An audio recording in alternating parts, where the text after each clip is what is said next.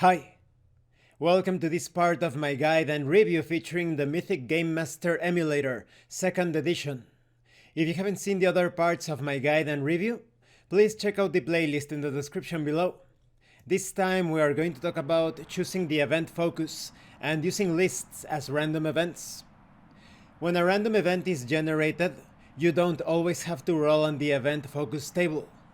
If you have a good idea of what the event focus should be, you can choose that result instead of rolling. There are circumstances in an adventure where choosing an event focus may make more sense than rolling for it. In order to assist you with that, you have a choosing the event focus table, giving some situations where you might want to choose a specific event focus. For example, maybe you choose a remote event. This is because your player character is expecting news from afar, and now seems like a good time for it to arrive.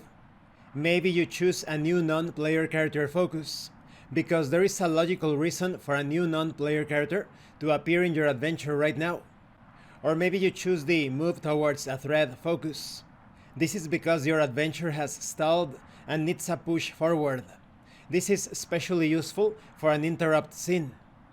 How often you choose instead of rolling is your choice. If you want to have more narrative control over your adventure, you may choose frequently or always. If you want a game with more surprises, you may choose rarely or never. If you want a middle ground approach that allows some limited choice, then give yourself one choice every 5 scenes. This means you can choose any result on the event focus table for one random event within a span of 5 scenes. Once spent, you have to wait until the next span of 5 scenes begins before you get a choice again. Now, sometimes you may not have anything on your threads or characters list. Perhaps the adventure has only just begun. Then some results from the event focus table won't be usable for you. When the event focus table calls for an element from an empty list, ignore the role and treat the current context as the event focus instead. I mention this because now we are going to talk about lists as random tables. Lists are updated during the bookkeeping phase at the end of a scene. This is when you decide which characters in the scene were important enough to add to the characters list, and if anything stands out as a goal, you may want to add that to the threads list. The two lists act as random tables used for random events. Each list is broken up into 5 sections of 5 lines each. When you add to a list, you start at the top and make your way down line by line. When you filled one section of 5 elements and go on to the next, that new section is now activated and becomes part of the active list. There are 2 columns of numbers on the left of each list. Rolling for the first column determines which active section of the list to use, and the second column determines which element in that active section is chosen. The first roll is determined by how many sections of the list are active. If you have up to 5 elements on your list, then you don't roll for the first column. You are only dealing with the first section of the list. On the adventure lists, there is a number to the right of each element slot, listing the element lines from 1 to 25. That is there to give you a quick reference for the current count of your thread and character elements. The numbers are also helpful if you are using the Adventure Crafter with Mythic and want to use Mythic's adventure lists. Going back to rolling the events on the lists, if you have 6 to 10 elements, you roll a d4. 11 to 15 elements is a d6. 16 to 20 elements is a d8. And 21 to 25 elements is a d10.